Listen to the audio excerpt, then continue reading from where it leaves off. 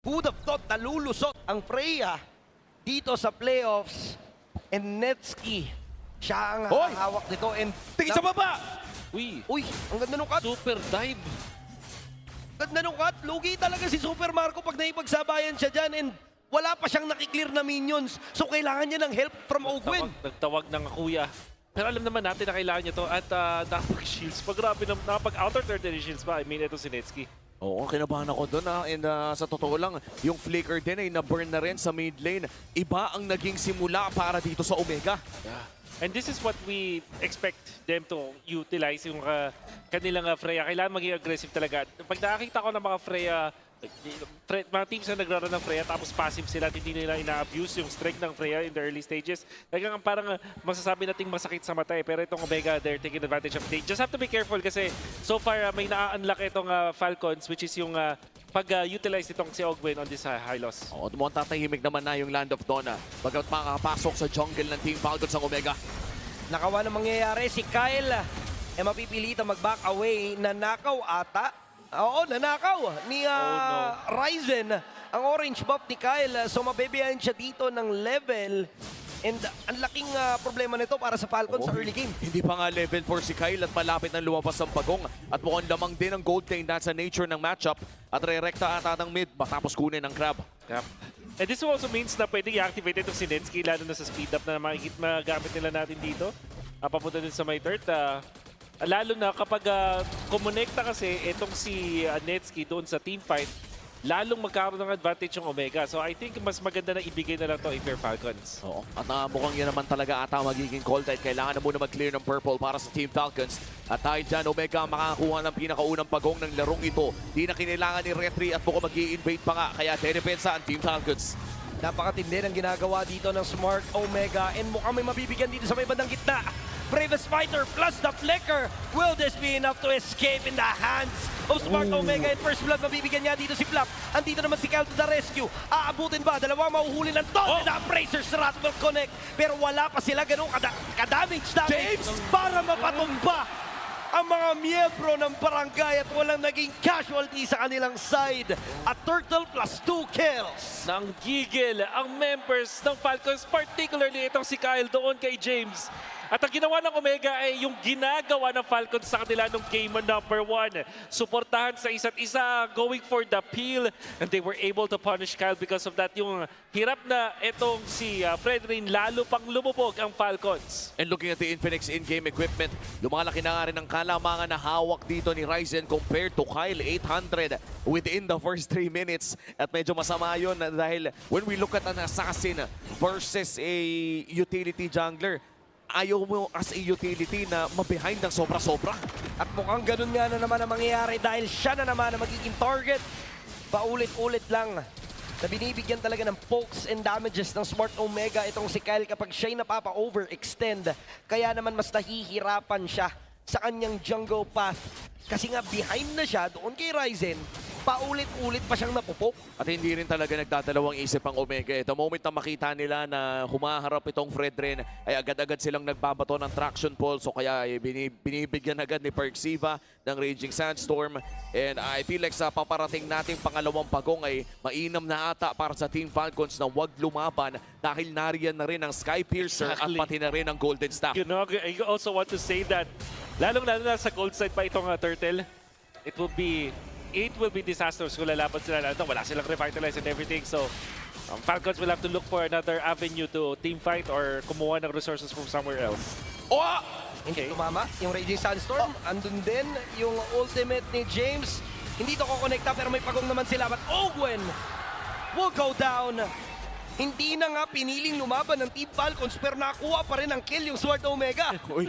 And to be fair, may dalawang ulti pa na parang pinatulak sa air. Itutuloy pa ata kay Kyle. Kung may pressure dito sa bot lane, gusto nilang bumasag ng torre at si Kyle nga ang maaaring makipit dito at wala na naman siyang kawala dahil 3 miyembro ang umiipit sa kanya. Well, that's Suyo. And nakita natin dito yung Freya. Ang ginawa nila, finors nila etong si Kyle. Pero nung nagpunta na sa under the tower, etong si Kyle, mas pinorsa nila yung turret. Tapos tsaka nila binigyan yung Fredrin. Palubog ng palubog yung jungler dito ng Falcons. At Itong Omega naman, they still keep on applying the pressure into the jungle. Oo, patuloy din mag-i-invade. Makukuha na naman ata ng Green Camp. Pero ang good news naman dito para sa Team Falcons ay parang makukuha naman ata nila itong buff ng walang galos. Agad din na makakapag-cut dito ang Omega. Kaya naman mukhang ma-free up na naman itong XP lane. Maliban na lang kung ito mismo ang gusto nilang kunin. Pero mukhang iba naman ata ang balak ng Omega. 4,000 gold lead. Papasok ng pang-anim natin na minuto. Ano bang aantayin ng Team Falcons dito? That's so difficult. Maybe Kahit 2 ikaw, items para nanlumok sa carry. Siguro katulad nung nakita nating series kanina, mag-intay lang talaga ng proper moment. And ang ganda naman ng binibigay na pressure ng Smart Omega. Trying to invade. Pero bubuhos na rin dito ang Team Falcons at papalag sila. Si Perxiva ang unang mapapatuma pero si Kyle at si Ogwen ang nawala. Kaya naman makikipagsabayan. Love, hindi magiging enough ang kanyang damage para makakuha pa ng kill. And that is gonna be a triple para kay Ryzen. At dahil dyan ay lulopo pa mas lalong gold lead at makakakuha pa nga si Netsky dito ng isa pang tore sa may bandang ibaba. At mukhang itatransition din nila na maganda at malinis patungo sa pangatlong pagong ng larong ito. And you would think na nananalo na yung Falcons doon, lalo na nakuha nila yung first kill doon kay Perks. At maganda na rin yung pagkakagamit nila din ng real world manipulation. But eventually, nakita natin na itong si Mingwin na nag-output and damage constantly. Ryzen nag-outplay. And of course, Netsky, the Freya, every time nabababat kayo sa area of control ng isang Freya, ay talaga mabibigyan. Wait! Super Marco, kailangan niya talaga ditong kumapit sa kanyang mga teammates. And successful naman si Haji at si Ogwen na siya'y iligtas. And that kill, sobrang laking bagay para sa Falcons para sila'y makabawit, makahabol. Para bang ang tubig matapos na isang mahabang lakad sa desierto. Dumating si Netsky doon sa 3v1 na yon. Makukuha pa rin ata ni Ryzen with the retribution as well. That's right. Pero men, uhaw na uhaw yung Falcons at pinainom ng Omega ng tubig. Unfortunately, ay hindi magandang decision mula dito kay Netsky. Ang maganda nga lang, hindi na niya kinumit yung flicker. Parang naintindihan niya na, okay, this is a bad scenario. Huwag ko nang palubugin pa. But at the same time, maganda pa rin naman ang napondohan dito. Netsky with 1,000 gold ahead of his competition, Super Marco. Oh, hindi pa naman ganun kalala. In fact, 2 items, almost an item ahead. Patungo na ng endless battle dito si Netsky. Meanwhile, yung Swift Trinity na inaabangan natin sa Team Falcons ay mukhang matagal pa. Papasukin ba ni James? Hindi, traction boost. Kikain na naman. Napakagandang hatak, no? Paulit-ulit lang talaga nila na chino-choke lahat ng resources na pwedeng pagkunan ni Kyle upang siya'y makahabol. Si Ogwen naman dito ay tumatanggap. Later on, pwede nating masabi na makakounter na nila ng items nila. Pero sa ngayon, pipilit na naman ang Smart Omega. Glory Spotway gagamitin para sila'y tuluyang mapatras. Raging Sandstorm, hindi na nga magagamit ng tuluyan. Pero napakasakit at napakakunat din ang mga miyembro nila. But Ryzen will fall down. Oh no! Ito na ata yung disaster na Smart Omega. Pero trade lang din naman ang naganap 2-for-1. Ako, lumaban sa ilalim ng tore. At kung baso lamang ng tubig yung nabigay sa Falcons kanina, para bang may kasama ng isang galon yung nangyari doon. May yellow pa siguro dahil nakuha na doon is a kill to Ryzen, a shutdown. In fact, siguro ang only good thing doon para sa Omega is napunta yung shutdown doon sa isang high loss. So, hindi ganun ka-impactful. Pero nakita na natin na natapyasan ng malaki yung gold lead na meron dito ang Omega. Tapos hindi pa nakapag-push yung Omega. And most importantly, yung mga battle spells na kinumit dito ng Omega, hindi nakakuha ng advantage dahil papunta dun sa Lord, wala silang dalawang flickers. At pero dahil lamang pa rin naman sila, ay mukhang mauuna ang Omega sa pwesto around this first Lord of the game. Yung 3.4K na nagmula sa almost 5,000 na hawak na kanina ng Omega ay valid pa rin. Ito yung tipong pwede pa rin at dapat pa rin respetuhin ng Team Falcons. Kailangan nila maging maingat still kahit na nagkakaroon na ng mga moments na sila ay lumalamang. Ang ganda nung pagsisimula na ginagawa ng Smart Omega.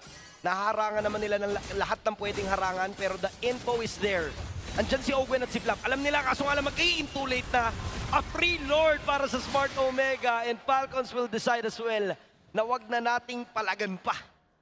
And there will be this advantage na meron ng Omega na mukhang madedepensa naman kasi with all due fairness, mabilis daw nag-spawn. After nila makuha, instantly nag-spawn dito sa may bottom lane.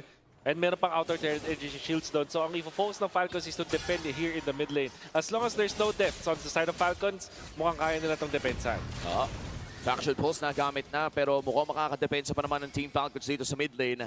May mga minions doon sa may bandang itaas kaya naman si Netsky ay makakapaglagay ng konting bawas doon sa torre. Pero yung paparating na Lord sa baba ay hindi pa agad nasasagot ng Team Falcons. I'm predicting na most likely may at least isang inhibitor turret na mawawala dito. We'll see. Possible ata pero mukhang Holy Shield ang babangkuhan ng Team Falcons para madepensahan nila itong Lord.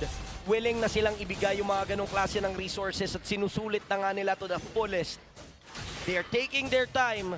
Ayaw nilang madaliin to. Alam nila na hindi pa nila kaya makipagsabayan totally. Si Super Marco talaga ang magiging insurance ng Team Falcons sa laban na ito. At saktong-sakto, 10 minutes 46 seconds ay nakasecure na siya ng kanyang Swift Trinity. At some people will say na magandang scaling ng isang carry and I will normally agree with them. However, dito sa ganitong klaseng matchup, sabihin na natin dumating ng 18-minute mark kung saan nakakuha ni full items siya. That will also be true para kay Ryzen and James and kay Netsky. So, ang dami niya kailangan sagutin dito. Oo, antayin na lang natin kung anong magiging pwestuhan dito yung Super Marco. Tandaan natin, he is running this flicker which means na kapag nahuli siya ng isang malupit na stun ay medyo walang choice ang gold laner ng Team Falcons. And dalawa yung chain stun na maaaring gamitin ng Smart Omega. They have the Alice, they also have the Khalid. And alam naman natin na pag nagpatong yung dalawang skills na yon na AOE at maganda ang positioning ng Smart Omega, kayang-kaya nilang ubusin yung mga miyembro ng Team Falcons. So for sure, alam to ng Falcons, kailangan lang nilang maging ready kung sakali man na gawin na ng Smart Omega ito. At sa pagsilip natin sa ating Infinix in-game equipment, makikita din natin na may Chastise Poltron na itong Alice na ito. Kaya naman hindi rin pwedeng maasahan na sobra-sobra o nag-uumapaw ang attack speed ni Super Marco. Bagamat napakaganda ng laro niya so far, 2-0-2 sa larong ito. A perfect game para dito kay Super Marco. Halos actually lahat ng kills ng Team Falcons ay nahawakan niya. Exactly. And this will also mean na yung parang momentum dito ng Omega, sakaling may panalo nila tong game na to, ay mag-uumapaw na nga. Let's just say the Falcons eventually will get to the first pick. Parang isipin nila dito, do we give the Freya? Do we give the Pakito? First pick na natin yun. Magkaroon ng Eve. Tingin ko sobrang mababalasa yung pickings natin kung sakaling mag-game number 5 dahil sa kung gaano kabaliw ay yung mga nangyayari in the past few games. And now in the second Lord, Team Falcons behind by 7,000. Napakaganda na naging early game dito ng Omega at kitang-kita na swak sa power spike ang kanilang mga galaw. And now with this Lord, nariyan din naman si Flap. Ogwen ready na rin magbato ng kanyang carpet dito. And Omega, panapagalan nila yung Lord take Alam nila na may mga minions sila sa opposite lane at mukhang gusto nilang gamitin at sulitin iyon. And the moment na may mag-react doon, tsaka ata sila mag-all in. But si Kyle, sobrang tapang, mamamataan siya dito ni Perksiva. So now, Smart Omega has the info na nandiyan na si Kyle. Tumama yung Raging Sandstorm. Napakasakit ng combo together with James. At yun na nga yung sinasabi natin na Super Marco ang nandito rin naman ang trabaho ni Super Marco na magdila ng damage. Flicker in with some danger. And what an outplay coming in from Team Falcons. That is gonna be Haji taking kills as well at mababaliktad ang sitwasyon. At kung akala natin ay lamang na ang barangay, sa maliit na eskinita na iyon, ay naibaliktad pa ng Falcons ang tanong paano? That's exactly what happened. Parang napunta sila dito sa isang spot kung saan dikit-dikit sila at nasulit yung damage output at control ni Flap. At syempre, nandun din si Haji na dumating na doon sa point na yon. Siguro in-assume ng Omega na hindi na makakahabol pa doon si Haji. At nung sabay-sabay silang na-deal ng damage, coming out from Flap, coming out from Haji, nagmukhang itong si Super Marco nasulit yung kanyang Trinity na kakakuha lang din niya. And biglang nawala na ang lamang ng Omega. At this point, it's now an even game. Masasabi pa nga natin, baka Falcons pa ang abante. Oo, and with that Lord ay potentially pwede pa nilang makontrol ulit yung mapa na nawala sa kanila several minutes ago. Itong mid lane ay dedepensahan pa ng Omega pero isang kalabit na lamang ito ng mapaminion man o mapasiege. Kaya naman mapupunta na ito sa kamay ng Team Falcons at may Lord pang poproblemahin ng barangay sa baba. Wow, just the flip of the switch and it's really commendable kung paano na hanap ni Haji yung opening as well as Flap. Here they go again. Napakaganda ng ginagawa ditong pressure ng Team Falcons. Smart usage of this Lord on their side. Nabalanse na nga nila halos yung lagay ng mapa. Bumabasag na sila ng mga tore. Inaabot na nga tayo sa punto na sila na yung may map control na kung saan kanina lamang na lamang yung Smart Omega all throughout the game. Right now, Grabe. sila pa ang maaaring ma-corner. At kailangan natin i-lay down ang Look at stakes that. para dito sa Omega. This is an elimination game. Team Falcons ay currently match point. Hindi pwedeng matalo ang Omega dito. Kung hindi, tapos na ang kanilang journey in Season 17. Yung bundok na binuo ng Omega doon sa kanilang gold lead na paangat bigla na lang bumaba ng sobrang bilis in a span of a minute, and now Falcons are leading by 1,000 gold. And even itong si Super Marco nakapag-catch up na doon sa kanya katapat na Freya, at makikita natin na kahit itong si Alice coming out from James ay hindi na tatagal sa damage output na meron itong si Super Marco. Siyempre, plus points na merong mga Malefic gun na pinili dito si Super Marco to aid into the damage dealing purposes at positioning. Siyempre, mula para kay Super Marco. Magiging sobrang crucial ang susunod na Lord ng laro na ito dahil wala pang inhibitor turrets na bumabagsak on both teams. Kahit nung nakalamang ang Team Falcons ay hindi sila nakakuha ng isa at nung lamang ang Omega na depensahan yung doon sa may bandang ibaba. In the upcoming Lord, dahil wala namang lamang sa lanes, sa pindutan na ata tayo magkakatalo. You know, I agree with you sa pindutan, pero parang gusto ko idagdag dyan yung motivation, yung mental fortitude. Kasi yung Omega, imagine we're in a position na lamang sila. They're controlling game. They have this Freya. Gano'n sila kalupit sa pag-reset sa in-game mismo? Kasi nakita naman natin yung Omega, magaling sila kapag nakahanap sila ng good vibes nila around the Netski, pag nababarang nila yung kanilang kalaban. But how good are they in this particular spot? Elimination round sa most important part ng playoffs. Tapos lamang ka, bigla ka nadali ng Falcons. How good is your mental game, Omega? And this is their rite of passage against a Titan of the game. 3 Titans ang natitira na nakapalibot sa barangay ngayon dito sa playoffs. 3 organisasyon na napatunayan na ang marami sa international stage. And meanwhile for Omega, isa sa mga Filipino orgs na umaasang maging Titan din. Kailangan nilang manalo dito para magpatuloy ang serye against Team Falcons. Kinakalmahan lang ng Omega ang pag-set up around this Lord area, but for Team Falcons, pwede na nilang pabagalin to anytime. Pwede nilang i-trigger itong carry para i-burst ang Lord. Dahil nawala na nga yung Valkyrie Descent dito ni Netsuke, maaari na mag-force ang Team Falcons. Ando na nga yung Glorious Pathway. Lord ang kanilang pinag-aagawan. Perxiva dito makapag-set up na lang mula doon sa kanan. Pero ngayon tuloy pa rin ang paghampas ng Bravest Fighter. At dyan yung Throne of Ruin. Pero yung real world manipulation ay tuloy pa rin sa pagbitaw. At dalawa ang unang tutumpa. Team Falcons pa ang makakakuha ng Lord. Mamomroblema ang Smart Omega sa kanilang depensa. 30 seconds ang kailangan bilhin ng 3 ng Omega sa mid lane. 5 ang buhay para sa Team Falcons at gusto na nilang tapusin ang larong ito.